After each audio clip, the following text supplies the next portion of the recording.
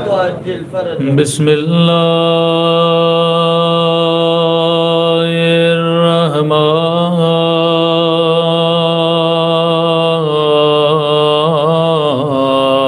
الرحيم. الحمد لله رب العالمين. الحمد لله كما هو أهله. الصلاة والسلام على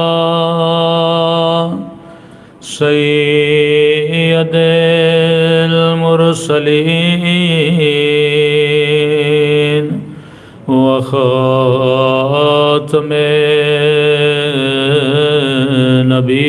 النبيين أبي القاسم محمد صلى الله وعلى آله الطيبين الطاهرين معصومين.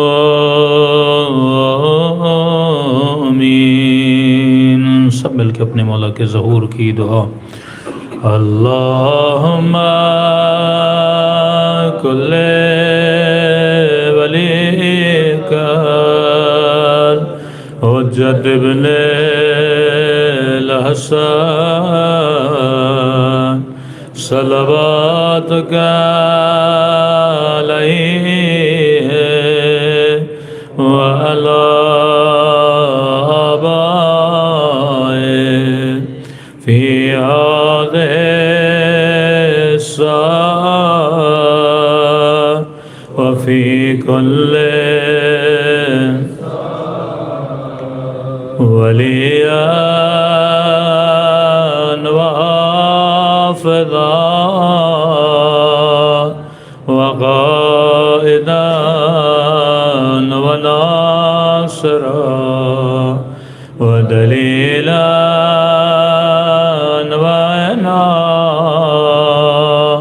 حتى تسكنه أرضك طوعا وتمتعه فيها طويلا برحمتك يا أرحم الراحمين. صلوات پڑھے محمد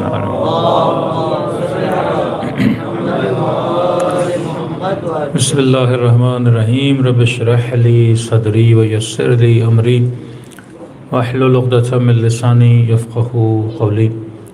اما بعد فقد قال سبحانہ وتعالی قل لا اسألکم علیہ اجرا الا المودۃ فی القربى. صلوات پڑھے محمد وآل محمد.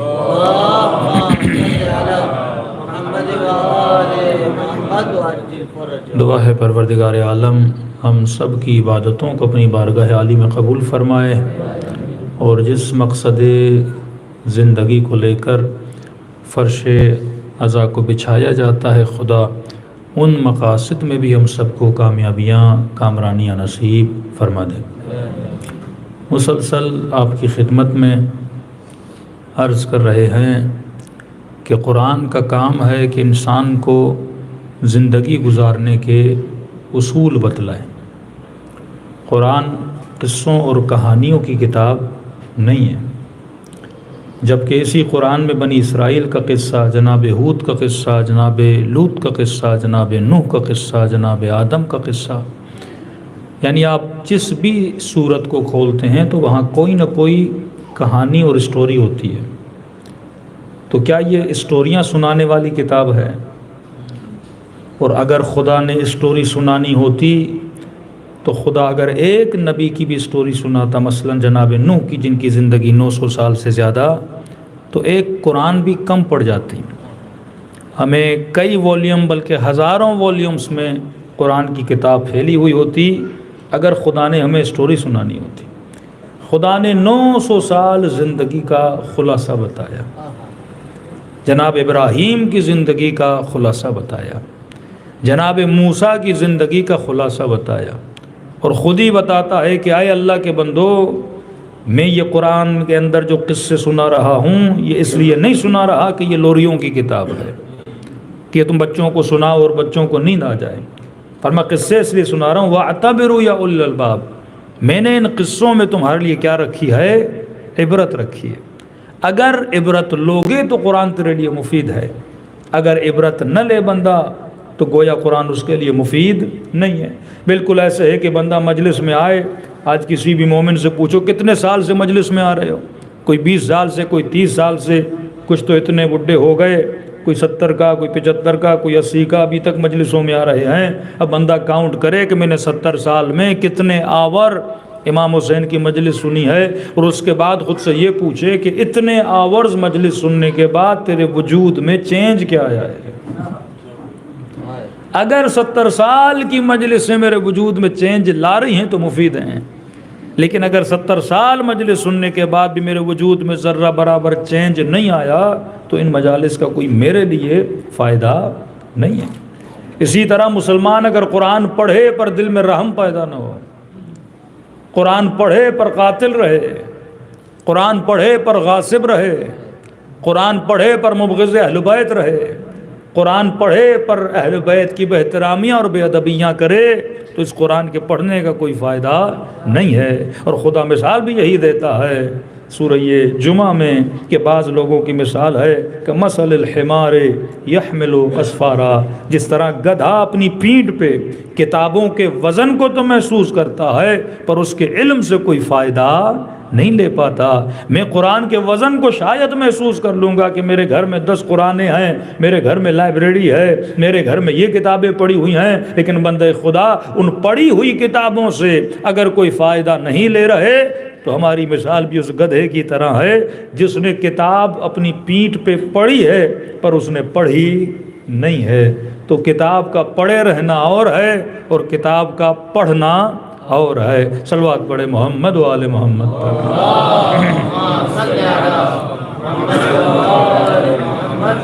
اب ایک مثال دے کے آپ کو سمجھاؤں، میں نے اس دن کہا تھا کہ اہل بیت کی زندگی کے کتنے رنگ یا کتنے پہلو ہیں۔ ایک پہلو ہم نے عرض کیا کہ اہل بیت کی زندگی کا وہ پہلو جس میں اہل بیت کے معجزات ہیں، یعنی part of the life of اہل بیت، ایک ایسا پارٹ جس میں اہل بیت کے معجزات ہیں۔ یعنی اگر آپ کوئی کتاب لکھو مولا امیر المومنین پر تو ایک پارٹ اس میں یہ آئے گا کہ علی کے معجزے کتنے ہیں، پھر آپ بولو گے امام علی کی علمی صلاحیتیں، فرامین، حکمتیں وہ کون سی ہیں۔ تو زندگی میں جو مولا نے کہا، جو مولا نے کیا اور جس طرح سے مولا نے زندگی گزاری، تو ہم نے کہا کہ 3 حصوں میں سے پریکٹیکلی کون سا حصہ میری زندگی میں جس کو میں اپلائی کر سکتا ہوں۔ امیر المومنین جو کی سوکھی ہوئی روٹی کھاتے تھے، ابلے ہوئے کدو کھاتے تھے۔ ہم میں سے کتنے لوگ ہیں، ہمارے کتنے بچے ہیں جو کی سوکھی روٹیاں کھائیں، ابلے ہوئے کدو کھائیں؟ نہ امیر المومنین نے کہا کہ یہ سوکھی روٹی کھاؤ، نہ امیر المومنین نے کہا کہ ابلے ہوئے کدو کھاؤ۔ وہ مولا علی کی اپنی چوائس ہے، امیر المومنین کھا رہے ہیں۔ اب پریکٹیکلی ہم سارے معاشرے کو اس چیز پہ نہیں لگا سکتے، کیونکہ جتنے حلال کھانے ہیں انسان کھا سکتا ہے، بیڑی بھی انسان کھا سکتا ہے، جو چیز اللہ نے حلال قرار دی ہے۔ مثلا امیر المومنین جو جوتیاں پہنتے تھے ہم نہیں وہ پہن سکتے۔ امیر المومنین کا جیسا گھر تھا آج ہم میں سے کسی کا بھی گھر ویسا نہیں ہے، ہم میں سے کسی کا لباس بھی امیر المومنین جیسا نہیں ہے۔ وہ اپنے زمانے کے حساب سے، ہم اپنے زمانے کے حساب سے۔ دوسرا ہم نے عرض کیا کہ ان کے معجزے بھی میں کر نہیں سکتا۔ تیسرا میں نے کہا کہ اہل بیت علیہ الصلوۃ والسلام کے بتائے ہوئے اصول، اگر اصولوں پہ عمل کروں گا تو میرے اندر رنگ جناب سلمان پیدا ہو جائے گا۔ اگر اصولوں پہ عمل کروں گا تو فرمایا السلمان منا اہل البیت، تو ہم بھی منا اہل البیت میں سے بن سکتے ہیں۔ یہاں جنگ اصول ہے۔ اب جو مجمع خطیب کو سننے آتا ہے وہ بھی 2 سے 3 طرح کا مجمع ہوتا ہے۔ مثلا ایک وہ شیعہ، اب یہ 3 طرح کے شیعہ بتا رہا ہوں۔ پہلے وہ شیعہ جو امیر المومنین کو مانتے ہیں پر سیکولر ہیں، یہ شیعہ کب ظاہر ہوتے ہیں؟ 10 دن والے شیعہ، 20 دن والے شیعہ محرم میں آپ کو نظر آئیں گے، عید کی نماز پہ آپ کو نظر آئیں گے، اس کے علاوہ کہیں پر بھی نظر نہیں آئیں گے، کیونکہ کسی کا باپ شیعہ تھا، کسی کا باپ سنی تھا، اب نسبت تو میں نے دینی ہے، تو کہیں نہ کہیں پہ میں ظاہر ہوتا ہوں۔ تو ان کو دین کی کب ضرورت پڑتی ہے؟ جب ان کو نکاح کرنا ہوتا ہے تو مولوی کو بلاتے ہیں، اور جب یہ مرتے ہیں پھر اپنے جنازے میں مولوی کو بلاتے ہیں۔ یعنی مولوی کا بھی ان کی زندگی میں صرف 2 دن کام ہوتا ہے، نکاح کے دن اور جب مرتے ہیں اس دن۔ سیکولر قسم کے شیعہ، لبرل قسم کے شیعہ، یہ صرف آپ کو ان دنوں میں نظر آئیں گے، محرم کے دنوں میں نظر آئیں گے۔ 10 دن ظاہر ہے اب کمیونٹی ساری شیعوں کی ہے، اس سے 4 دوست بھی تو پوچھیں گے نا محرم آ گیا، مجلس میں گئے کہ نہیں گئے، اس نے بھی تو منہ دکھانا ہے، تو کم از کم اس رسپیکٹ اور سوشل قوانین کا احترام کرنے کی وجہ سے یہ مجلسوں میں آ جاتا ہے۔ دوسرا کون سا شیعہ جو آتا ہے، نماز پہ بھی آتا ہے، لیکن جس کو ہم بولتے ہیں عادی شیعہ، عادتاً مجلس میں آتا ہے، عادتاً ماتم کرتا ہے، اسے بہت اچھا لگتا ہے۔ اب یہ نہیں کہ جو سیکولر شیعہ ہے وہ علی سے محبت نہیں کرتا، یہ نہیں کہ جو عادی شیعہ ہے وہ امیر المومنین سے محبت نہیں کرتا۔ تیسرا وہ شیعہ جس کو آپ بولو گے پریکٹسنگ شیعہ، پریکٹیکل شیعہ ہے، جو مولا کا فرمان سنتا بھی ہے اور اسے اپلائی کرنے کی کوشش بھی کرتا ہے۔ اب سنو، خطیب مجلس پڑھ رہا ہے، تینوں قسم کے شیعہ بیٹھے ہیں۔ اب سیکولر والے کون سے؟ مثلاً کئی ایسے ایکٹر ہیں جو خاندانی شیعہ ہیں، کئی ایسے سنگر ہیں جو شیعہ ہیں، کئی ایسی ایکٹریسز ہیں جو شیعہ ہیں، مطلب ان کا کرسچنز کے ساتھ، سب کے ساتھ، ہندوؤں کے ساتھ اٹھنا بیٹھنا ہے، لیکن ہاں جب محرم آتا ہے کالا لباس بھی پہنیں گے، ماتم بھی کریں گے، مرثیے بھی پڑھیں گے، نوحے بھی پڑھیں گے، مولا علی کی فضیلت سنیں گے، واہ بھی بولیں گے۔ اب 3 قسم کے شیعہ مجلس میں آ گئے۔ اب جو مجلس پڑھی جاتی ہے وہ بھی 2 قسم کی مجلس ہوتی ہے۔ خطیب ایک وہ مجلس پڑھتا ہے جس میں صرف امیر المؤمنین کی زندگی کا وہ پارٹ بتاتا ہے جس میں امیر المؤمنین کے معجزے ہیں، وہ پارٹ بتاتا ہے جس میں امیر المؤمنین نے جنگیں کی ہیں۔ اب مولا علی کے معجزوں کا اور مولا علی کی جنگوں کا اس لبرل یا سیکولر شیعہ کی زندگی سے کوئی لینا دینا نہیں ہے، لیکن علی اس کا مولا تو ہے، اس نے امیر المومنین کو اپنا امام تو مانا ہے۔ وہ جیسے سنتا ہے میرا مولا بہادر تھا تو بندہ خوش ہونے لگتا ہے، کیونکہ مولا کس کا ہے؟ اس کا ہے۔ اگر آپ کے والد کی تعریف ہو تو آپ خوش ہوگے کہ نہیں ہوگے؟ خوش ہوگے۔ اب کیونکہ کہتا ہے میں شیعہ ہوں، علی میرا امام ہے، حسین میرا امام ہے، امام باقر میرا امام ہے، تو جب اپنے اماموں کی تعریف سنتا ہے خوش ہوتا ہے۔ کوئی آغا خانی آغا خان کی تعریف سنے گا خوش ہوگا، کوئی بوہرا اپنے بوہرے کی تعریف سنے گا خوش ہوگا۔ اس کا تعلق میری ذات سے، میری سیلف سے ہے۔ یہاں پر بھی محبت ذات ہے کہ میں جب امیر المؤمنین کی تعریف سن کے خوش ہوتا ہوں، خوش اس لیے ہوتا ہوں کیونکہ علی کی نسبت میری ذات سے ہے۔ علی کس کا مولا ہے؟ میرا مولا ہے۔ جب میں نے بول دیا میرا مولا ہے تو گویا جب مولا کی تعریف ہو رہی ہے تو میرے میں کی تعریف ہو رہی ہے، اور میں اس میں پہ کیا ہوتا ہوں؟ خوش ہوتا ہوں۔ تو پوری مجلس اگر اس پارٹ پہ پڑھی جائے، یعنی معجزات امیر المؤمنین، جنگ ہائے امیر المؤمنین، سفر ہائے امیر المؤمنین، اس پہ وہ شیعہ کیا ہوگا؟ خوش ہوگا۔ لیکن اگر خطیب اہل بیت کی زندگی کے اس پارٹ پہ آ گیا جس کا ڈائریکٹ میری زندگی سے لینا دینا ہے، مثلا یہ کہوں کہ علی نے کہا کہ نماز واجب ہے، علی نے کہا کہ شراب جو پیتا ہے وہ علی والا نہیں ہوتا ہے، جو جھوٹ بولتا ہے اس کا لینا دینا ہم سے نہیں ہے، جو نامحرموں کی طرف نگاہیں ڈالے، جو شہوت پرست ہو، وہ امیر المؤمنین والا نہیں ہے۔ اب جب فرمان پڑھوں گا تو فرمان اس کی ذات پر ڈائریکٹ اٹیک کرتا ہے۔ اب کہتا مولوی صاحب یہ نہ بتا کہ علی نے کیا کہا، یہ بتا کہ علی کیا تھے،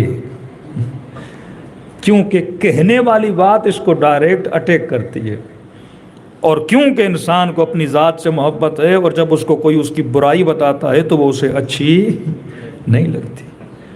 تو ایسے لوگ کبھی ایسی مجلس میں نہیں آتے جس مجلس میں اہل بیت کے اصول بتائے جائیں، جس کا پریکٹیکلی مطلب مجھے یہ بتاؤ امیر المومنین کے معجزے کیا تھے، لیکن یہ نہ بتا کہ علی نے بولا کیسے بزنس کرنا ہے، مجھے یہ بتا جناب سیدہ کی شان کیا تھی، لیکن یہ نہ بتا کہ سیدہ کس لباس کو پہننا پسند کرتی تھی، مجھے یہ بتا کہ امام حسین کی شان کیا تھی، لیکن یہ نہ بتا کہ ادب امام حسین کیا ہے، یہ نہ بتا کہ فرمان امام حسین کیا ہے۔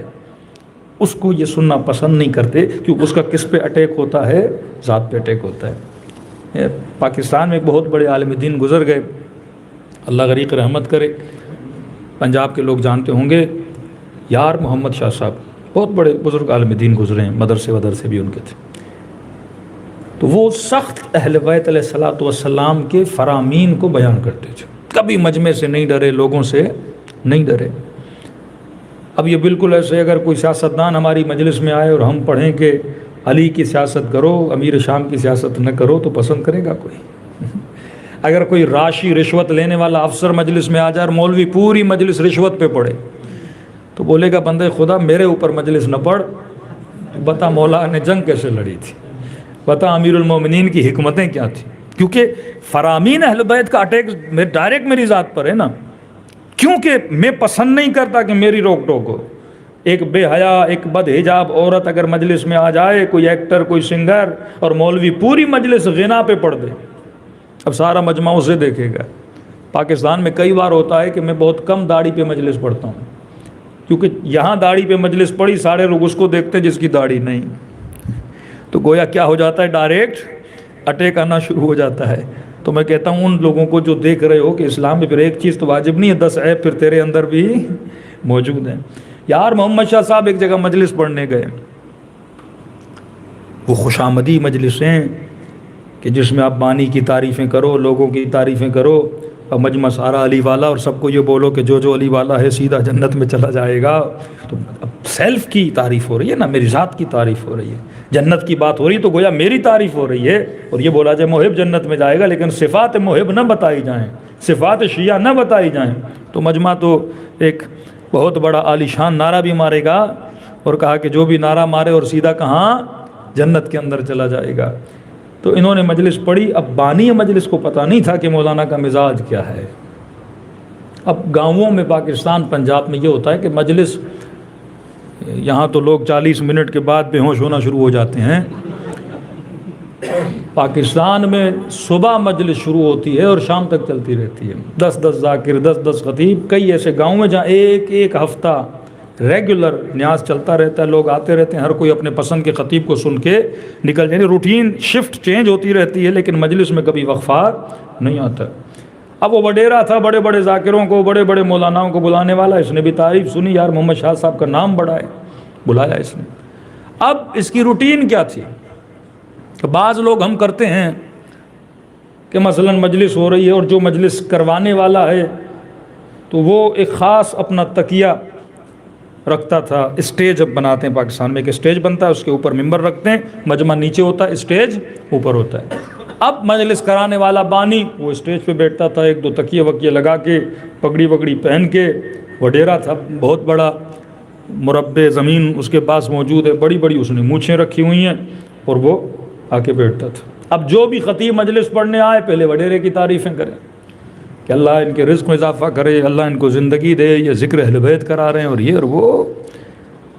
اب یار محمد شاہ صاحب مجلس میں آئے، پڑھتے پڑھتے پڑھتے انہوں نے مجمع سے ایک سوال کیا، کہا کہ آج تک تم سب نے شمر سنا ہے؟ ہاں ہم سب شمر سنتے ہیں، کہ آج تک تم میں سے کسی نے شمر دیکھا ہے؟ مجمع پریشان کہ بھئی شمر سنا تو ہے، لیکن آج تک کسی نے شمر دیکھا نہیں ہے۔ میں آپ کو بولوں آپ سب نے یزید سنا ہے، پر کسی نے یزید دیکھا ہے کہ نہیں؟ تو بڑا مشکل ہے۔ تو سارے مجمع نے کہا نہیں مولانا، کہ آج میں تم سب کو شمر دکھاؤں گا کیسا تھا۔ اب مجمع بھی پریشان، مولوی صاحب شمر دکھانے والے ہیں آج ہمیں مجلس میں، تو عصا رکھتے تھے، ان کے ہاتھ میں لکڑی ہوتی تھی، انہوں نے لکڑی کا اشارہ کیا وڈیرے کی طرف، اور اشارے سے بولا کھڑا ہو جا۔ وڈیرا کھڑا ہو گیا، کہ بالکل شکل میں ایسا تھا۔ اب اگر کوئی بانی مجلس، شہر کا وڈیرا، اتنا بڑا آدمی کوئی یہ جملہ بول دے، کیا عالم ہو اس میں، کہ بالکل شمر کی ایسی مونچھیں تھی، اسی طرح تکبر اور غرور کے ساتھ بیٹھا کرتا تھا۔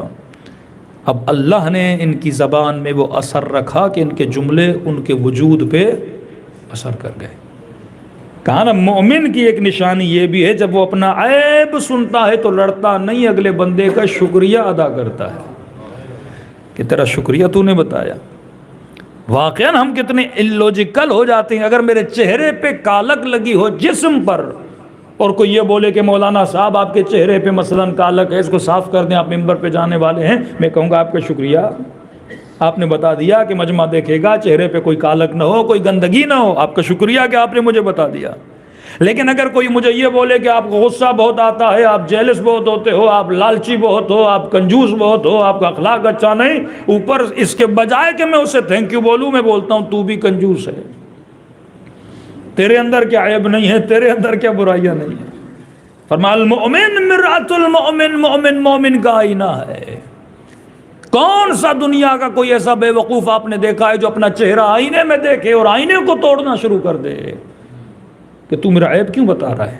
ہم آئینے کو اور صاف کرتے ہیں، مجھے اور بتا تاکہ میں دنیا والوں کو کیا لگوں؟ خوبصورت لگوں. فرمایا ایسے دوست پیدا کر جو تجھے تیرے عیبوں کو بتائیں، جو تجھے تیری برائیوں کو بتائیں. اور بہترین آئینہ انسان کی بیوی، بیوی کے لیے شوہر، باپ کے لیے بچہ، بچے کے لیے والد، بھائی کے لیے بھائی، مومن کے لیے مومن ہے. لیکن یہ سوچ ہی نہیں ہے کہ میں نے کلام معصوم سے اپنی کیا کرنی ہے؟ اصلاح کرنی ہے. کہتے ہیں ان کو بولا کہ اگر شمر دیکھنا ہے تو ایسا ہے. اگلے دن یہ وڈیرا مجلس میں آیا، لیکن اب لباس سادہ پہن کے آیا، سیاہ لباس اس نے زیب تن کیا. حسین کی مجلس میں آیا تو پگڑی اتار کے آیا، مونچھیں اپنی کاٹ کے آیا، اور ممبر پہ آ کے مائک پہ آ کے رو کر کہنے لگا واللہ مجھے نہیں پتا تھا شمر کیسا ہوتا ہے، کیونکہ آج تک مجمع نے صرف میری تعریفیں کی، آج تک کسی نے نہیں بتایا کہ آپ کا حلیہ ایسا نہیں ہونا چاہیے. کہ میں مولانا کا شکریہ ادا کرتا ہوں، انہوں نے میری اصلاح کی، اور آج کے بعد میری شکل حسین کے دشمن جیسی نہیں، حسین کے ساتھیوں جیسی ہے. ہاں؟ یہ وہ پہلو ہے اہل بیت کی زندگی کا جس کا پریکٹیکلی میری زندگی سے لینا دینا ہے. بندہ بولے امیر المؤمنین جنگ احد میں اتنے لڑے تو یہ صفت شجاعت ہے. سوال یہ ہے کہ میرے اندر شجاعت ہے کہ نہیں ہے. ایک جگہ مجلس پڑھنے گئے تو مزاحن وہ شخص کہہ رہا تھا کہ مولانا ہمارے پاس پیسہ بہت ہے، امام زمانہ آئیں گے کہیں گے مولا پیسہ چاہیے دیں گے، جنگ کے لیے ہمیں نہ بولنا. یہ خوف جو انسان کے وجود میں نا، وہ شجاعت جو انسان کے دل میں ہونی چاہیے، کیا وہ شجاعت ہے کہ نہیں ہے؟ صفت کو جب فالو کرو گے، صفات جب تمہارے وجود میں آئیں گی تو اللہ کی آواز آتی ہے صبغۃ اللہ ومن احسن من اللہ صبغۃ. کون ہے جو خود کو رنگ خدا میں رنگ دے؟ ایران کے بہت بڑے عالم دین جب زاہدان گئے تو فرماتے ہیں اہل سنت کے مولانا اس کو جمع کیا. حالات بہت بگڑے ہوئے تھے زاہدان بلوچستان کے، بد حجابی بڑھ رہی تھی، بے حیائی بڑھ رہی تھی، نوجوانوں میں غلط چیزیں، غلط عادتیں بہت زیادہ بڑھ گئیں. انہوں نے مفتیاء و امام و جماعت مساجد کو جمع کیا اور لیکچر دیا کہ مولویوں مفتیوں تمہیں کیا ہو گیا ہے؟ بجٹ ہے، مسجدیں ہیں، کیوں بلوچستان کا ماحول بگڑ رہا ہے؟ کیوں جوانوں میں غیرت کی کمی ہے؟ کیوں خواتین میں حیا کی کمی ہے؟ تو مولوی لوگ سمجھاتے نہیں ہو؟ تو کہتا ہے جب میں نے مجلس پڑھ لی، کوئی 15-20 منٹ کی نصیحت کر لی، آخر میں اہل سنت کا ایک عالم دین کھڑا ہو گیا کہ مولوی صاحب جو آپ کے پاس ہے وہ ہمارے پاس نہیں ہے. کہ میں سمجھا نہیں. کہ ہم اپنے لوگوں کو صرف نماز جمعہ میں دیکھتے ہیں، نماز عید میں بلاتے ہیں، 5 وقت کی نماز میں بھی کچھ آتے ہیں بڈھے بڈھے سے، جوان تو ویسے بھی نہیں آتے. تو لوگ ہماری پکڑ میں نہیں ہیں. بہت زیادہ مل جائیں جمعے میں، اور وہابیوں کی نماز جمعہ میں تو خواتین بھی نہیں جاتی، کہ عورتیں بھی نہیں آتی ہمارے پاس، مرد آتے ہیں، وہ بھی ایک خاص ریشو ہے، یا بڈھے آتے ہیں، جوان بہت کم آتے ہیں. تو ہمارے پاس اتنے اوکیزنز نہیں ہیں کہ جس پہ لوگ جمع ہوں اور ہم زیادہ تبلیغ کریں. کہ آپ شیعہ شکر حسین ادا کرو کہ اللہ نے حسین جیسی نعمت تم لوگوں کو عطا کی ہے کہ تم نماز اسے اوپر نہ لے کر جائے. بندہ ذکر امام حسین کرے، زیارت عاشورہ پڑھے، لیکن یہ رسول کی حدیث ہے تسعدون بالحسین، فرمایا اگر ترقی لوگوں کو ملتی ہے تو حسین کے ذریعے سے ملتی ہے۔ وہ درجات جو دوسرے ولی اللہ کا ذکر کر کے 50 سال کے بعد اس مقامات پہ شاید پہنچیں، 60 سال کے بعد پہنچیں، لیکن فرمایا ذکر امام حسین کے ذریعے سے انسان چند لمحوں میں ارتقا پیدا کرتا ہے۔ تو اگر مجھے ارتقا نہیں مل رہا، اس کا مطلب شاید ابھی تک میں میدان عادت میں گھوم رہا ہوں، ابھی تک مقام عبادت تک نہیں آیا۔ صلوات پڑھے محمد و آل محمد۔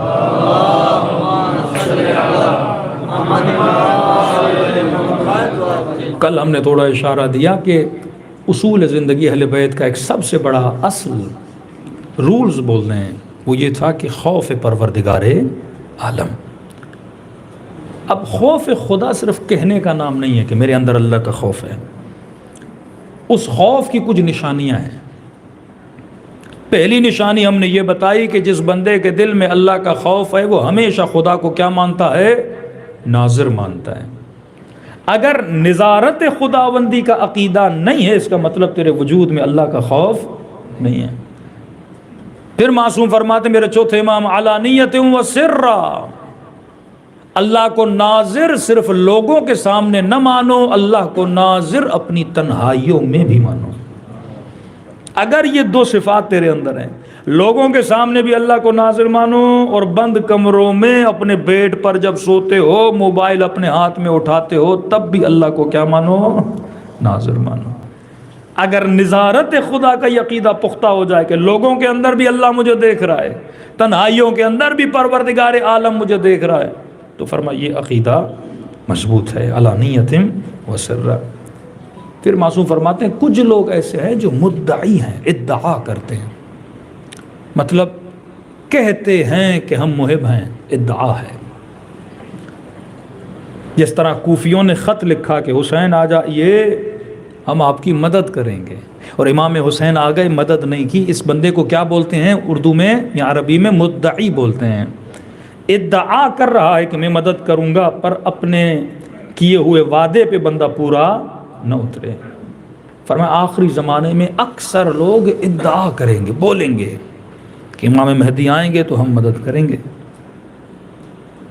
یہ جو جملہ آپ بولتے ہو نا، انی سلم لمن سالمکم، یا یہ جملہ بے ابی انت و امی، اے خدا میرا مال، میری جان، میرا اولاد، میرا ماں باپ آپ پر قربان۔ کہتے نارمل حالات میں یہ جملے ادا کرنا بہت آسان ہے، ادعا ہے کہ مولا میرے ماں باپ آپ پہ قربان۔ کتنی بار بولتے ہیں، بڑی آسانی سے بولتے ہیں میرے ماں باپ آپ پہ قربان۔ فرماتے ہیں نارمل حالات میں ادعا ہے، سچ کب ثابت ہوتا ہے؟ جب بندہ اس سچویشن میں آئے اور اس وقت اپنا سب کچھ امام حسین پہ کیا کرے؟ قربان کرے۔ نارمل حالات میں کسی چیز کا بولنا بڑا آسان ہے۔ کسی نے کہا کہ مولانا ایک بندہ ہے، اس نے 20 سال سے کسی نامحرم کو نہیں دیکھا۔ ہم نے کہا ماشاءاللہ کتنا متقی بندہ ہے، 20 سال سے نہیں دیکھا۔ بعد میں پتا چلا بندہ جیل میں تھا۔ ہاں بھائی، یہ کون سا کمال ہے؟ سچویشن میں بندہ اور گناہ نہ کرے نا۔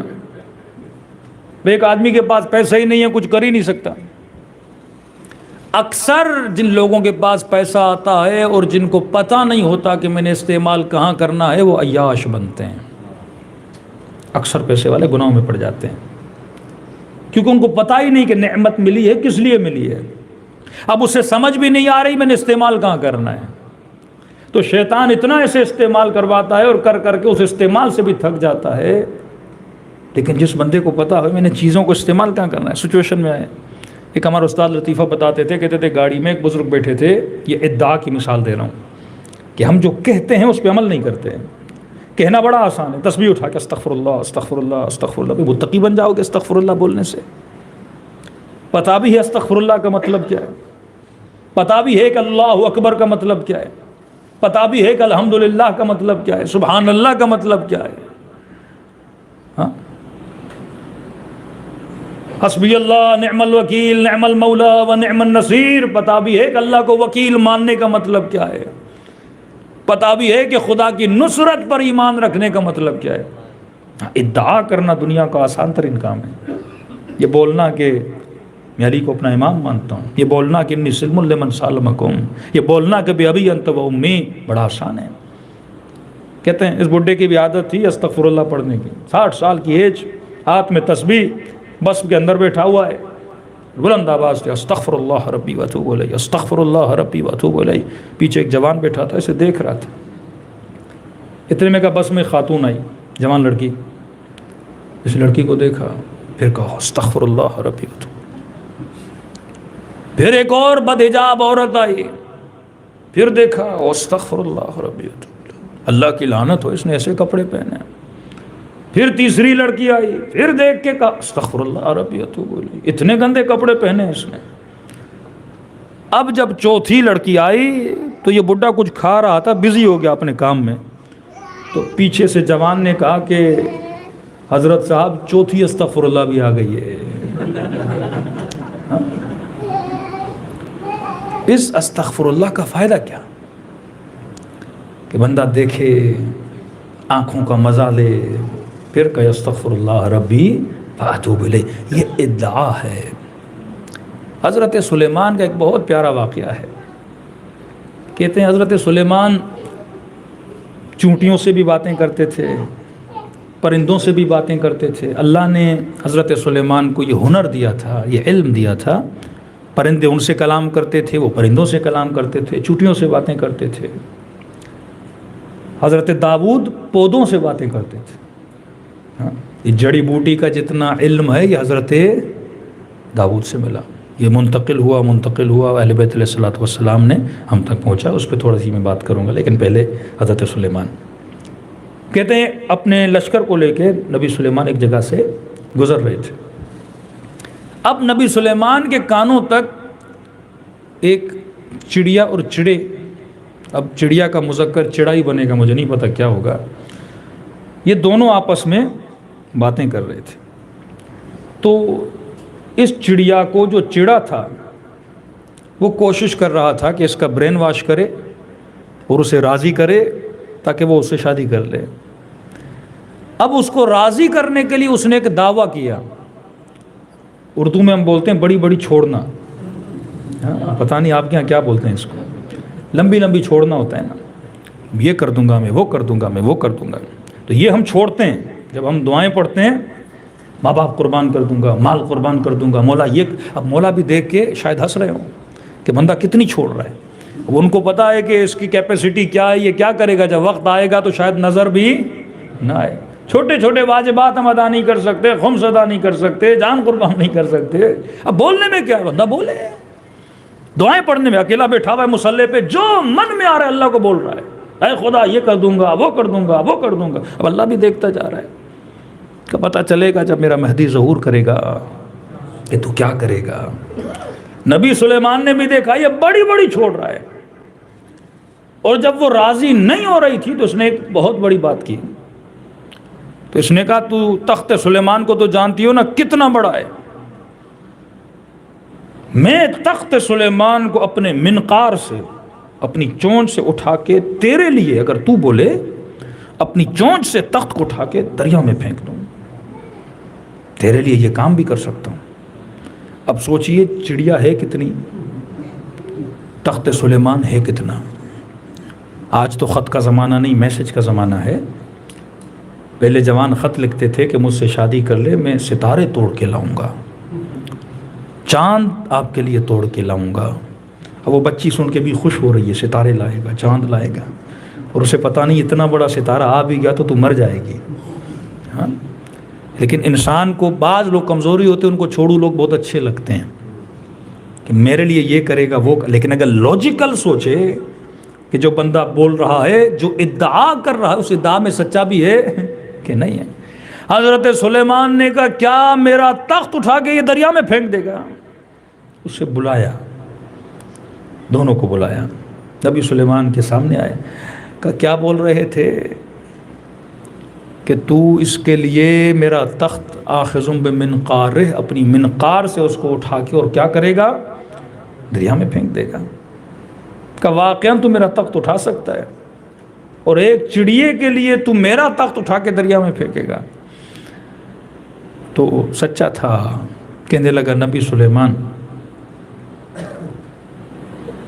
المحب لا یلام، نبی سلیمان جو محبت کرتے ہیں نا ان کی ملامت نہیں کیا کرتے۔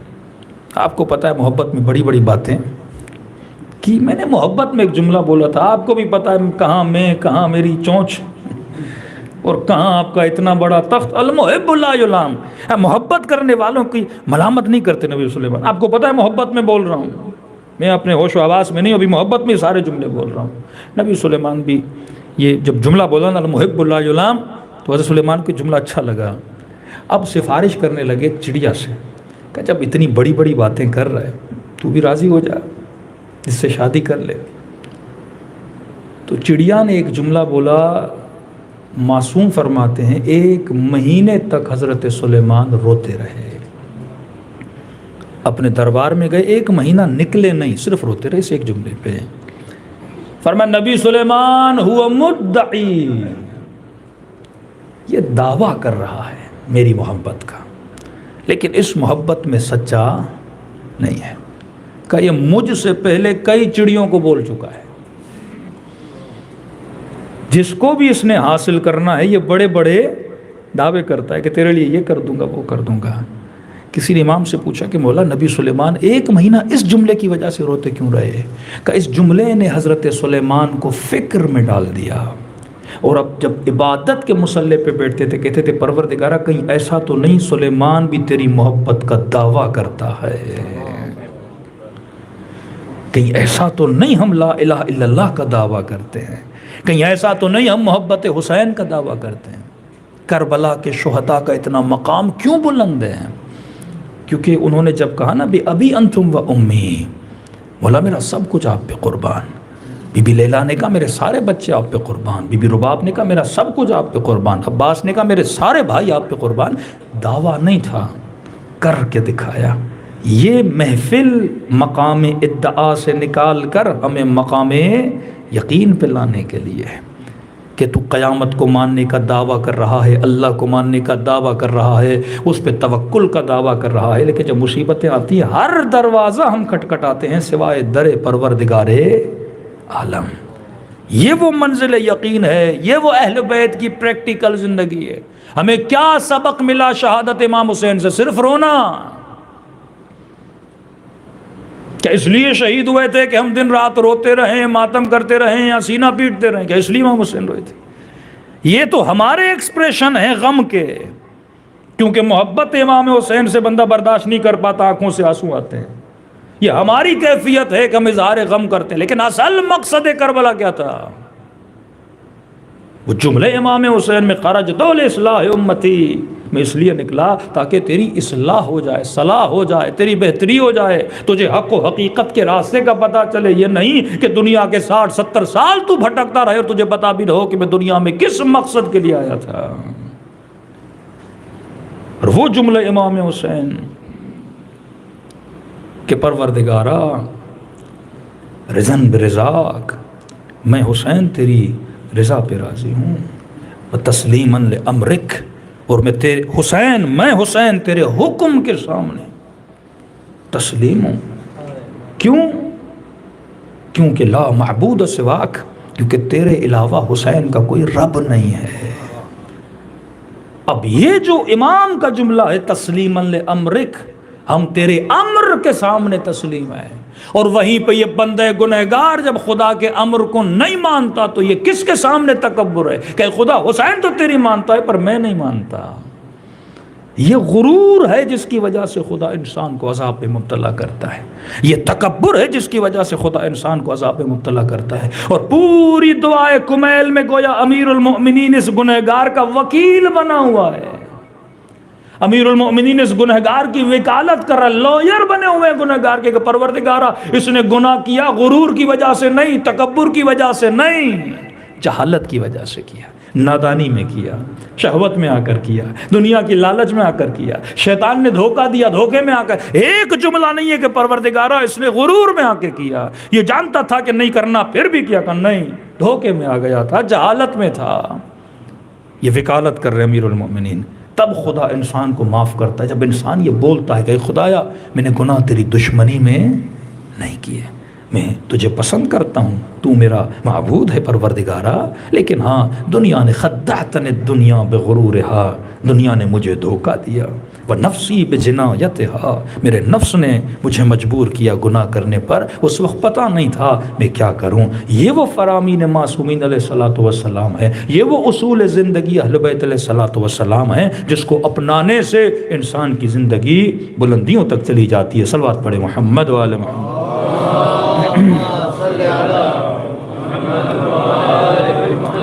بارے دیگر صلوات پڑھے محمد وآل محمد۔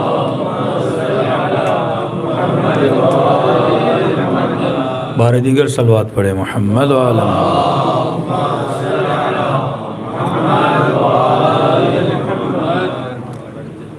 چند صفات جو ہم نے کل عرض کی۔ پہلی صفت، اللہ کو بندہ کیا مانے؟ ناظر مانے۔ اگر نظارت خداوندی پر ایمان ہے تو سمجھو اس کے وجود میں خوف پروردگار عالم ہے۔ دوسری صفت، اللہ کو ناظر ماننے کے بعد فرماتے ہیں اپنے کاموں میں سب سے زیادہ اہمیت خدا کو دے، بچوں سے زیادہ، بیوی سے زیادہ، پیسے سے زیادہ۔ اگر یہ اہمیت امپورٹنس دے رہا ہے، مثلا میں نے ڈیسیجن لینا ہے، میرے ڈیسیجن میں سب سے پہلے پریورٹی کون ہے؟ خدا ہے یا بچے ہیں؟ خدا ہے یا بیوی ہے؟ خدا ہے یا امام زمانہ ہے؟ مولا کو ایک چیز پسند ہے، میں زندگی کو اس طرح سے پلان کروں، لیکن میں نہیں کر رہا۔ کس کی وجہ سے؟ بیوی کی وجہ سے، ماں کی وجہ سے، بھائی کی وجہ سے، سوسائٹی کی وجہ سے، رشتہ داروں کی وجہ سے۔ تو فرمایا اس کا مطلب اس کے دل میں خوف خدا نہیں ہے۔ ایک شخص آیا نبی کے پاس، یا رسول اللہ میں آپ پہ ایمان لانا چاہتا ہوں، آپ کا کلمہ پڑھنا چاہتا ہوں۔ نبی نے فرمایا ایک شرط ہے، اگر قبول ہے تو ایمان لاؤ۔ کون سی شرط ہے؟ ان تقتل اباک، شرط یہ ہے اسلام لانے کی کہ تو اپنے باپ کو قتل کرے۔ کہتے بندہ چپ ہو گیا، گویا بدن سن ہو گیا، سر جھکا لیا، کہا کہاں شرط ہے؟ اگر اسلام لانا چاہتے ہو شرط ہے تقتل اباک، اپنے باپ کو قتل کرنا پڑے گا۔ کہ لا باس یا رسول اللہ، کوئی مسئلہ نہیں، اگر کہو گے میں اپنے باپ کو بھی قتل کر دوں گا۔ یہ کہنا تھا، نبی نے فرمایا واللہ خدا کی قسم میں تمہیں کبھی حکم نہیں دوں گا اپنے باپ کو قتل کرو۔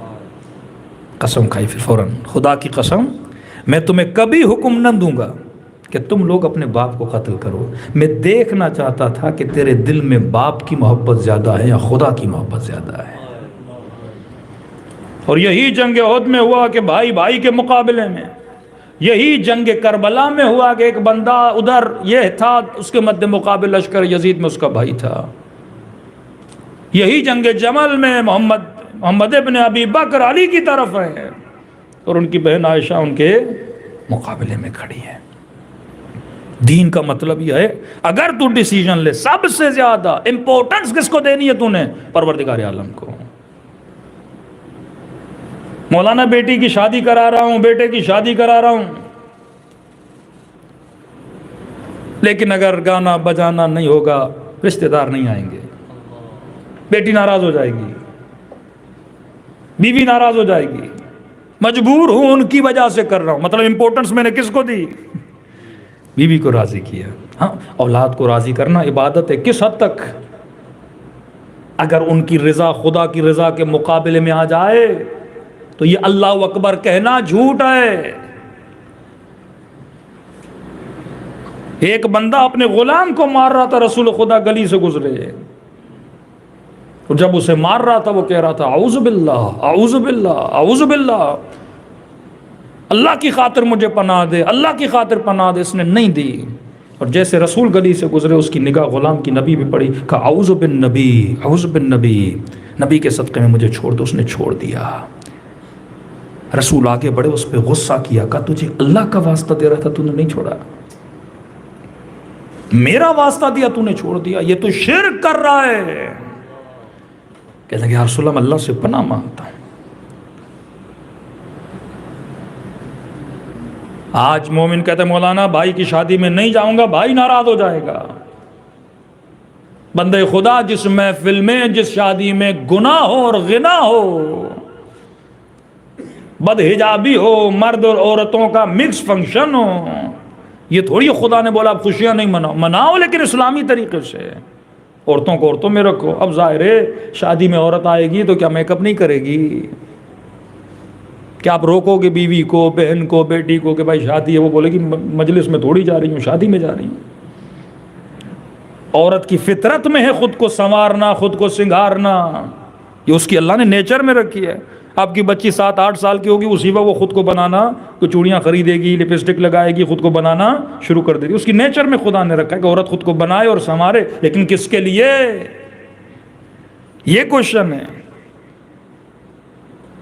پیاس بجھانا انسان کی نیچر میں، لیکن میں نے پیاس کس پانی سے بجھانی ہے یہ اسلام بتاتا ہے۔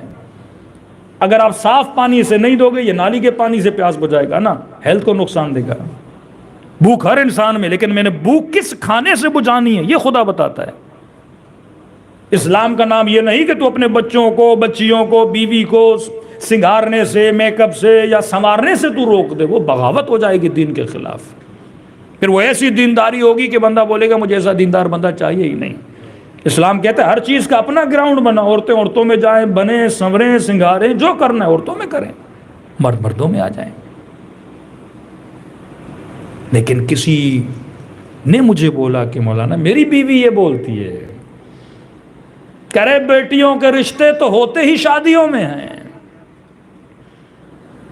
یہ بنے گی، سنورے گی، سنگار کرے گی، شادیوں میں جائے گی، 4 نامحرم لڑکے دیکھیں گے، پسند کریں گے تو رشتہ بھیجیں گے۔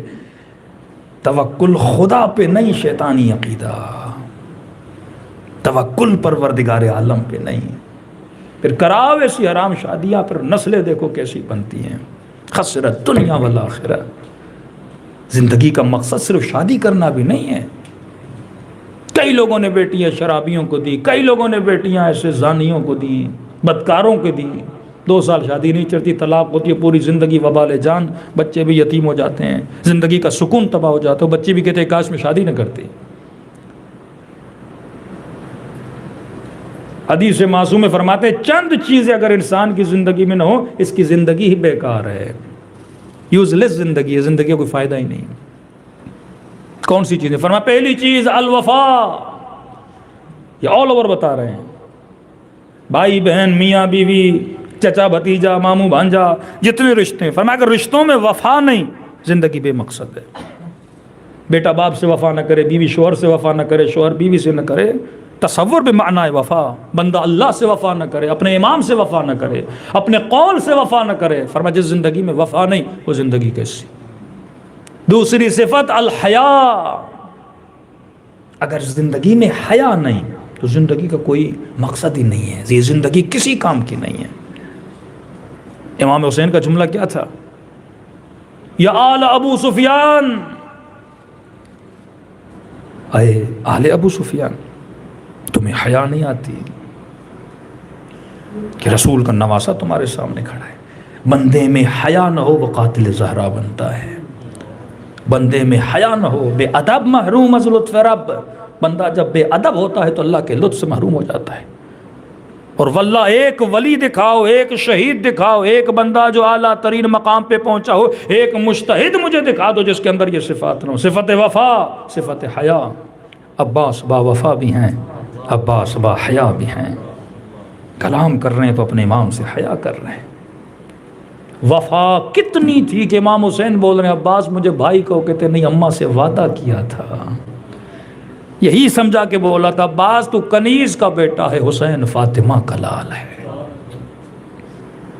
پھر کہا کہ میں امام ہو کے حکم دیتا ہوں میرے کلیجے کو ٹھنڈک دے، ایک بار بھائی بول۔ وفا، حیا۔ تیسری صفت جو میں ابھی بات کر رہا ہوں التدبیر، فرمایا وفا بھی ہو، حیا بھی ہو، نماز بھی ہو، عبادت بھی ہو، مجلس بھی ہو، لیکن تدبیر نہیں ہے اس کی زندگی، مینجمنٹ اس کی زندگی میں نہیں ہے، مدبر نہیں ہے بندہ، لانگ ٹائم پلاننگ نہیں کرتا اپنی زندگی کی، کوئی فائدہ نہیں۔ اس مومن کا فائدہ ہی کیا ہے؟ 24 گھنٹہ مسجد میں بیٹھے نمازیں پڑھتا رہے، لیکن اسے پتہ ہی نہیں میں نے زندگی کو فیملی پلاننگ کس طرح کرنی ہے، بچوں کے لیے کون سی پلاننگ کرنی ہے، منیمم میری زندگی 60 ایئرز ہے 70 ایئرز ہے، اس کے لیے میں نے کیا پلاننگ کی ہے۔ ایران میں تو لوگ اپنی قبر تک 20 سال کی ایج میں لے لیتے ہیں، اتنی لمبی پلاننگ کرتے ہیں بعض لوگ کہ مر جاؤں گا تو یہاں دفن کرنا ہے، یہ میرا کفن ہے، مرنے سے پہلے بچوں میں اختلافات نہ ہو، ارث و تقسیم اموال کر کے جاتے ہیں، ایسا نہ ہو کہ مال کے پیچھے میرے بچے لڑتے رہیں، اپنا حساب اپنا کتاب ہر چیز کلیئر رکھتے، تدبیر کرتے ہیں، نسلوں کی تدبیر کرتے ہیں، ہر چیز میں آج کہاں ہے اہل بیت ہماری پلاننگ میں؟ شادی سے پہلے کیا پلاننگ ہے، شادی کے بعد کیا پلاننگ ہے، بچے کتنے ہیں اس کی کیا پلاننگ ہے، سفرے پہ کھانے کون سے کھانے اس کی کیا پلاننگ ہے، ہیلتھ کے لیے کیا پلاننگ ہے، عبادت کے لیے کیا پلاننگ ہے۔ فرمایا تدبیر زندگی میں نہیں، یہ بندہ کسی کام کا نہیں۔ کہ امام حسین بے تدبیر مدینے سے نکلے تھے؟ تدبیر تھی امام حسین کی۔ کہ جناب سیدہ ایسے ہی دربار میں چلی گئیں؟ تدبیر تھی۔ کہ امام حسن نے ایسے ہی صلح کر لی؟ فرمایا نہیں، الحیا، الوفا، التدبیر، چوتھی چیز فرمایا جو ان تینوں کا نچوڑ ہے اور اعلیٰ ترین صفت ہے، فرمایا الحریہ، بندے کا آزاد ہونا، فریڈم۔ اگر یہ بندے آزاد نہیں، فائدہ نہیں، کہیں نفس کا غلام تو نہیں۔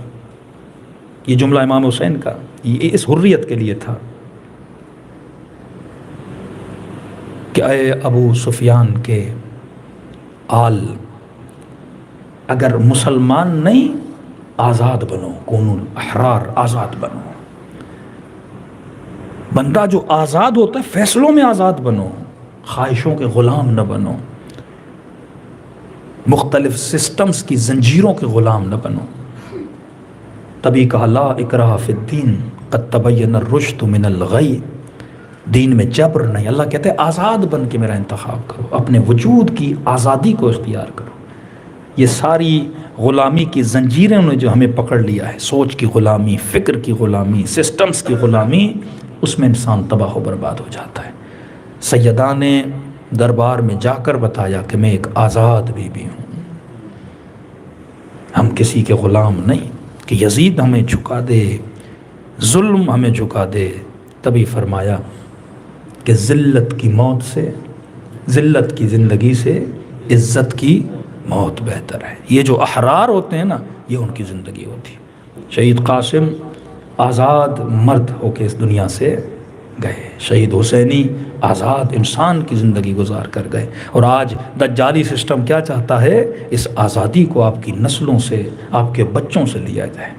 یہ آزادی مختلف چیزوں میں، میرے عزیز آج مختلف انسان مختلف چیزوں میں آزاد نہیں ہے۔ نہ ہم اپنے لباس میں آزاد ہیں، وہ جو ہمیں لباس دیتے ہیں وہ ہم پہنتے ہیں۔ نہ ہم اپنے کھانوں میں آزاد ہیں، جو ہمیں کھلاتے ہیں ہم کھاتے ہیں۔ میں نے کئی سال پہلے مثال دی تھی کہ آج کوئی ایسا بندہ ہے جو گھر میں اپنے بچے کا برتھ ڈے منائے پر وداؤٹ کیک منائے۔ لازم اور ملزوم ہے، برتھ ڈے میں کیک نہیں تو برتھ ڈے کیسا؟ تو یہ جو لازم اور ملزوم کس نے رکھا؟ یہ وہ اس سسٹم کو کاپی کرنا ہے، اس کلچر کو کاپی کرنا ہے۔ آج کس کا بچہ ہے جو میک ڈونلڈ سے بچا ہوا ہے، KFC سے بچا ہوا ہے، کوکو پیپسی سے بچا ہوا ہے؟ یہ وہ دخالت ہے، یہ وہ اتنے ہمارے گھروں میں، ہمارے سسٹم میں، ہمارے ہیلتھ سسٹم میں داخل ہو چکے ہیں۔ الحمدللہ مہدی سینٹر میں کام ہو رہا ہے طب معصومین کی دواؤں پہ، اور ڈاکٹر صاحب مجلس میں بھی موجود ہیں۔ بہت اچھا کام ہے، آیت اللہ نورانی کے زمانے سے ہو رہا تھا کہ اگر صحیح کھانے، صحیح چیزیں ہماری روٹین میں شامل ہو جائیں تو ہم کبھی بیمار بھی نہ ہوں۔ آدمی کیلکولیٹ کرے کہ میں نے 50 سال میں کتنے پیسے ڈاکٹر کو دیے ہیں، یعنی ایک طرف ان کے گندے کھانے کھا کے ان کو مضبوط کرتے ہیں، اوپر سے بیمار ہو کے ان کی دوائیاں خرید کے ان کو کیا کرتے ہیں؟ مضبوط کرتے ہیں۔ آج فوڈ پہ یہودیوں کا کنٹرول ہے، آج ڈرگز پہ یعنی دوائیوں پہ بھی ان کا کنٹرول ہے۔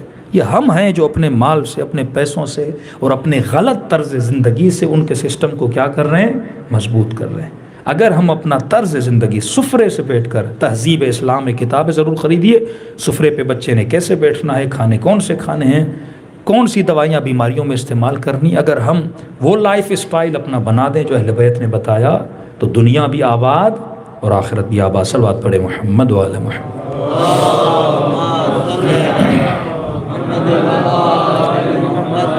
عجل فرجہم، خون دیا ہے اہل بیت نے اس مکتب کے لیے، جس طرح ہر درخت کو پانی کی ضرورت ہوتی ہے، اسلام کے درخت کو حسین نے خون دیا ہے۔ لقب امام ہے یاسار اللہ، عربی میں خون کو دم بولتے ہیں، لیکن عربی میں نام آپ کو پتہ ہے، بڑے ہر کیفیت کا ایک نام الگ ہوتا ہے۔ سار بھی خون کو بولتے ہیں، یاسار اللہ یعنی اے خون خدا، لیکن دم کہتے ہیں رکے ہوئے خون کو۔ سار وہ خون جس طرح گلے پہ چھری چلے اور فوارے کی طرح اگر کوئی خون نکلے، کہ یا سار اللہ، یہ وہ خون ہے جو گلے پہ چھری لگنے کے نتیجے میں امام حسین کے گردن مبارک سے باہر نکلا تھا۔ اس دین کو امام نے خون دیا ہے، شہداء نے جانیں قربان کیے، تب جا کے یہ پیغام، تب جا کے یہ کتابیں، یہ حدیثیں آپ تک پہنچی ہیں۔ یہ وہ وزن ہے جس کا جواب ہم نے قیامت میں دینا ہے کہ میں نے تم نے اتنی بڑی نعمت دی تھی، تم نے نعمت کی قدر کی کہ نہیں کی۔ خط لکھے کوفیوں نے امام کو، مولا حسین کربلا میں آئے، کہتے ایک بندہ تھا جس نے تجارت پہ گیا، واپس آیا، کوفے کا رہنے والا، لیکن بزنس میں اس کو بہت لاس ہوا، نقصان ہوا۔ گھر پہنچا، اب ظاہر ہے جن کے چھوٹے بچے اور بچیاں ہوتی ہیں، باپ جب سفر پہ جاتا ہے تو بیٹیاں باپ سے بڑا پیار کرتی ہیں، انتظار کرتی ہیں کہ بابا کب آئے گا۔ کہتے ہیں بیٹی کے لیے کچھ لے کر نہیں آیا کیونکہ میں نے بہت لاس اٹھایا تھا، خالی ہاتھ۔ گھر جب گیا تو صحن میں بیٹی بیٹھی تھی اور جیسے نگاہ مجھ پہ پڑی، دوڑی دوڑی آئی اور مجھ سے لپٹ گئی۔ اب میں یہ سوچ رہا تھا کہ بیٹی کچھ مانگے گی کہ بابا میرے لیے کیا لائے ہو اتنے لمبے سفر سے، لیکن بیٹی نے یہ نہیں پوچھا۔ پہلا سوال یہ کیا کہ بابا کوفے کے باہر ایک باغیوں کا لشکر آیا ہے، کیا آپ اس لشکر سے لڑنے گئے کہ نہیں گئے؟ پریشان ہوا، کون سا لشکر، کیسا لشکر؟ بیوی سے کہا کہ کیا کہہ رہی ہے؟ کہا کچھ کما کر لائے ہو؟ کہا نہیں۔ کہا والی کوفہ نے اعلان کیا ہے کہ جو بھی اس باغی سے لڑنے جائے گا تلوار کے وزن کے برابر اسے سونا دیا جائے گا، جلدی کر، ہاتھ منہ دھو، کھانا کھا اور نکل جا، کچھ پیسے کما کر لا۔ کہتا گھوڑے پہ سوار ہوا، دوڑتا دوڑتا کوفے کے باہر آیا اور سرزمین کربلا پہ پہنچا۔ کیا دیکھتا ہوں کہ ایک بندہ ہے، بزرگ ہے، اس کے اطراف کو لوگوں نے گھیرا ہوا ہے، کوئی پتھر مارتا ہے، کوئی نیزہ مارتا ہے، کوئی تلوار سے وار کرتا ہے۔ شاید یہ عصر عاشور کا منظر تھا، اور سب کہہ رہے ہیں کہ یہ باغی ہے، اسے مارو۔ کہتا میں نے کہا میں پیچھے کیوں رہ جاؤں، میں بھی آگے بڑھا اور ایک پتھر اٹھایا اور اس بھیڑ کو چیرتا ہوا جب آگے بڑھا، اور میں نے اس ہستی کو جب پتھر مارنا چاہا تو اس نے اپنی نگاہیں بلند کر کے میری طرف دیکھنا شروع کیا۔ جب میں نے ان کے چہرے کو دیکھا تو ماتھے پہ سجدے کا نشان تھا، نورانی چہرہ تھا۔ میں نے کہا کہیں ایسا نہ ہو اس والی کے وجہ سے میں کسی متقی بندے کو پتھر ماروں۔ سب کہہ رہے باغی ہے لیکن اس کے چہرے سے نہیں لگ رہا یہ تو نمازی ہے۔ میں نے کہا سلام کرتا ہوں، اگر سلام کا جواب دے گا تو سمجھوں گا مسلمان ہے۔ کہتا میں نے کہا السلام علیکہ ایھا الشیخ الکبیر، اے بوڑھے تجھ پہ میرا سلام ہو۔ کہا یہ کہنا تھا، ایک خوشی سی اس کے چہرے پہ آئی اور کہا وعلیک السلام، تجھ پہ بھی میرا سلام ہو، یہ بتا تو مجھے مارنے کے لیے کیوں آیا ہے؟ میں نے کہا آپ مجھے جانتے ہیں؟ کہ خط بھی خود لکھتے ہو، پتھر مارنے کے لیے بھی خود آتے ہو۔ میں نے کہا میں نے تو آپ کو کوئی خط نہیں لکھا۔ کہا تو نے حسین کو خط نہیں لکھا تھا؟ اب تصور کرے پوری زندگی ایک بندہ امام زمانہ کا انتظار کرے اور ایک دن جب مولا سے سامنا ہو اور اس کیفیت میں ہو کہ اپنے مولا کو پتھر مارنے کے لیے کھڑا ہو جائے۔ جیسے کہا جس حسین کو تو نے خط لکھا تھا میں وہی حسین ابن علی ہوں۔ کا پاؤں سے گویا زمین نکل گئی۔ جا کر امام کے قدموں میں گرا. میں نے کہا مولا واللہ مجھے نہیں پتا تھا، میں تجارت پہ گیا تھا، اگر پتا ہوتا آپ آئے ہیں اپنی جان آپ پہ نچھاور کر دیتا. تلوار نیام سے نکالی. مولا جب تک زندہ ہوں آپ کو ایک زخم آنے نہیں دوں گا. امام نے کہا جتنا جلدی ہو سکے کربلا سے باہر چلا جا، تیرا نام شہداء کربلا میں نہیں ہے. میں نے کہا مولا کیسے جاؤں، کلیجہ پارا پارا ہو جائے گا. کہا حکم دے رہا ہوں جتنا جلدی ہو سکے نکل جا. کہا مولا جلدی کیسی؟ کہا بھی آواز دوں گا حل من ناصر ینصرنا، اور اگر آواز کو سنا مدد نہ کی جہنمی بن جاؤ گے. میں نہیں چاہتا، تیرا نام شہداء میں نہیں ہے، مصلحت یہ ہے کہ تو کوفے میں رہے. کا حکم کی تعمیل کرتے ہوئے آگے بڑھتا گیا. چند قدم بڑھا ہی تھا روتا ہوا تو پیچھے سے پھر آواز دی ذرا میرے قریب آ. اب کہتا جب امام کے قریب گیا، علماء فرماتے ہیں ہمیں نہیں پتا مولا حسین کی انگلیوں میں انگوٹھیاں کتنی تھی. ایک انگوٹھی کا تو پتا ہے کہ ظالم نے کہا اتر نہیں رہی تھی، میں نے حسین کی انگلی کو کاٹ دیا تھا. شاید دوسری انگوٹھی کہتے ہیں یہ تھی. کسی کا قریب آ کا قریب آیا، امام نے ایک انگوٹھی اتار کے اس کے ہاتھوں پہ رکھی. یہ بیان کر رہا ہوں کہ اہل بیت کتنا تیری نسلوں سے محبت کرتے ہیں. ہاتھوں پہ رکھی. کہ مولا یہ کس کے لیے دے رہے ہیں؟ کہ تیرے گھر میں ایک 4 سالہ بچی ہے، جب تو سفر پہ گیا تھا تیری بیٹی نے کہا تھا بابا جب واپس آؤ تو میرے لیے انگوٹھی لے کے آنا. کہ تجھے یاد نہیں پر حسین کو یاد ہے، جب گھر جاؤ تو یہ انگوٹھی اپنی بچی کو دینا، اور اتنا کہنا جسے تو مارنے گیا تھا وہ باغی نہیں تھا، وہ نمازی تھا. کسی نے میرے چوتھے امام سے پوچھا مولا اتنے سلام کیوں کیے جاتے ہیں؟ اصلاً تاکید کیوں ہے کہ امام حسین کو سلام کرو سلام کرو؟ 100 سلام ہے زیارت عاشورہ. امام نے فرمایا عاشورہ کے دن میرا بابا ترس گیا تھا کہ کوئی میرے بابا کو سلام کرے. کہ مولا کیا کوئی سلام نہیں کرتا تھا؟ کہا نہیں کہتے تھے یہ مسلمان نہیں ہے، یہ باغی ہے. کہ میرے بابا کا کلیجہ ٹھنڈا ہوتا ہے جب تم میں سے کوئی میرے بابا کو سلام کرتا ہے. دلوں کو کربلا کی طرف روانہ کریں. السلام علی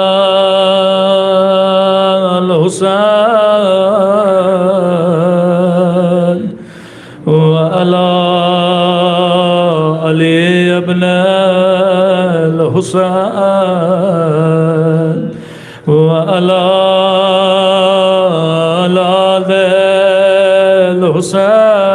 حسین وعلی صحابہ. بلند آواز سے السلام علی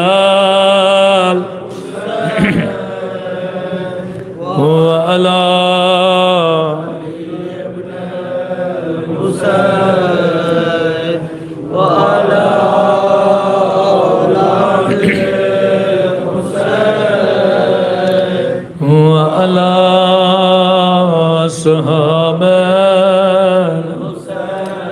بلند آواز سے السلام علی الحسین وعلی علی ابن وعلی اولاد الحسین وعلی صحابہ. میرا سلام ہو سکینہ کی یتیمی پہ،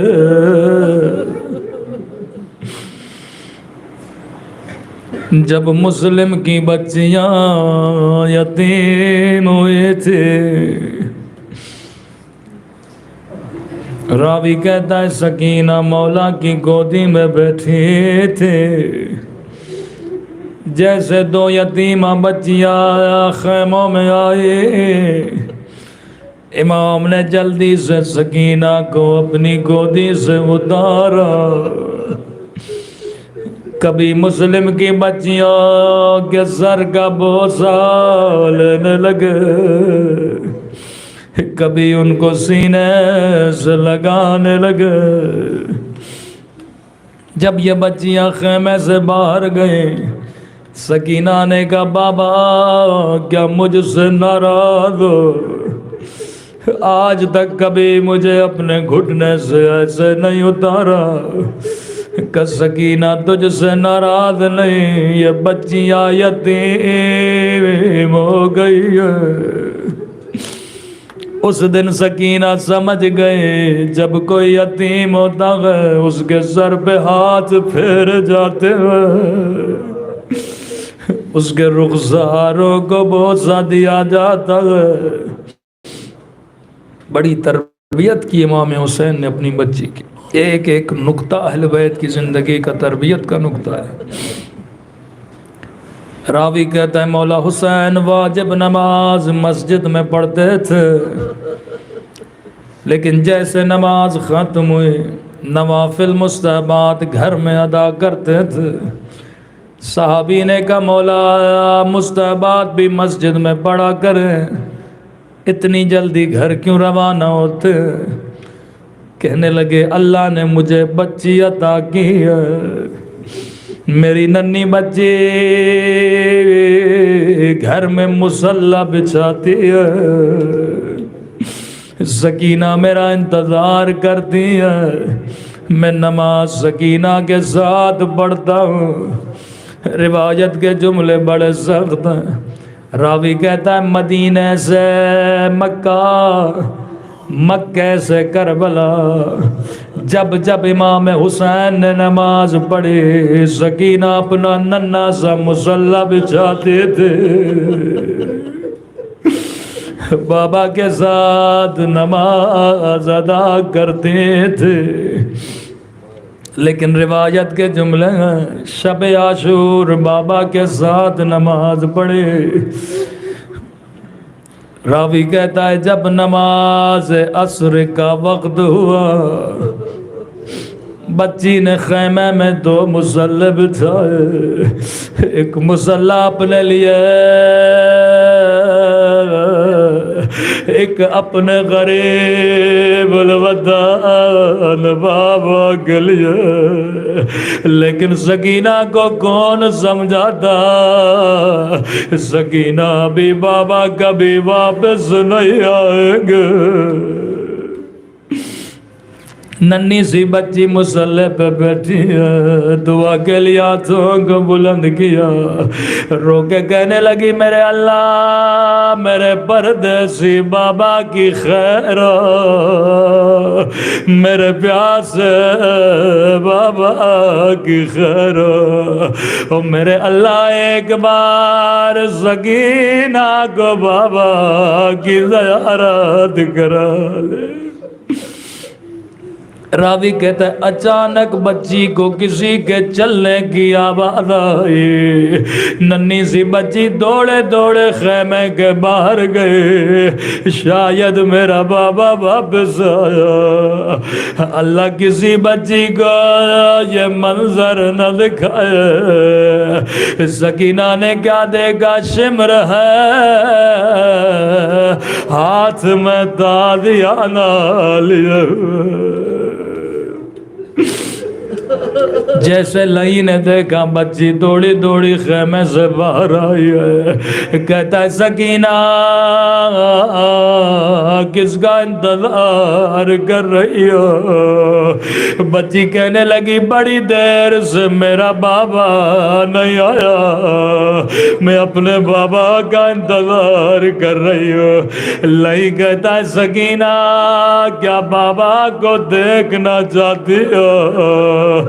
کہتی ہے مجھے میرے بابا کی بڑی یاد آئی ہے، امام زمانہ اگر مجلس میں موجود ہے، مولا مجھے معاف کریے گا، میں کبھی یہ جملے نہ پڑھتا، لیکن آپ نے کہا ذاکر پڑھو پڑھو تاکہ ہمارے شیعوں کو پتہ تو چلے ہمارے اوپر کیسی مصیبت آئی.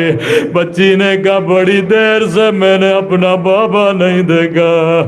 راوی کہتا ہے لئی کے ہاتھوں میں حسین کا کٹا ہوا زر تھا. زر کو بچی کی طرف پھینکا. اے شمر تیرے ہاتھ کٹ جاتے تو کبھی میرے مولا کا سر نہ پھینکتا.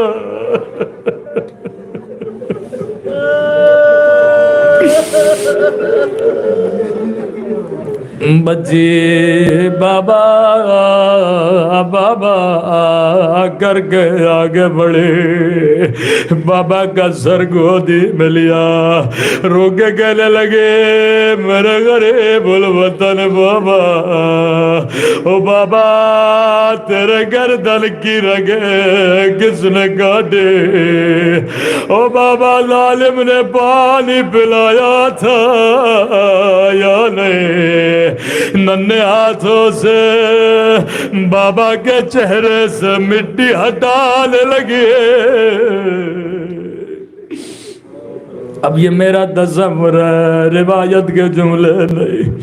شاید بچی نے بابا سے یہ پیار بھرے جملے کہے ہو. رو کے کہنے لگی بابا میرے غریب الوطن بابا. او میرے 3 دن کے پیاس بابا. بابا اکبر کا لاشا تو نے اٹھایا. عباس کے بازو تو نے اٹھائے. علی اصغر کا لاشا تو نے اٹھایا. او قاسم کی لاش کے ٹکڑے تو نے اٹھائے. او لاشیں اٹھا اٹھا کر تھک جانے والے. او میرے غریب بابا. او بابا 4 برس تو نے مجھے اپنے سینے پہ سلایا. آج آجا میرے سینے پہ سو جا. بچی بابا سے پیار کر رہی تھی. آیت اللہ مظاہری فرماتے ہیں بچی سے بابا کا سر چھینا. اتنے زور سے تماچے مارے کہ سکینہ بے ہوش ہو گئی.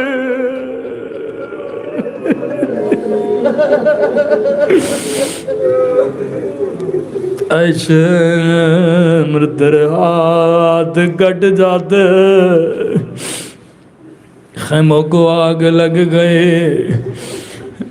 زینب سکینہ کو ڈھونڈ رہی ہیں کہاں ہو حسین کی امانت. ڈھونڈتے ڈھونڈتے ایک خیمے میں پہنچی.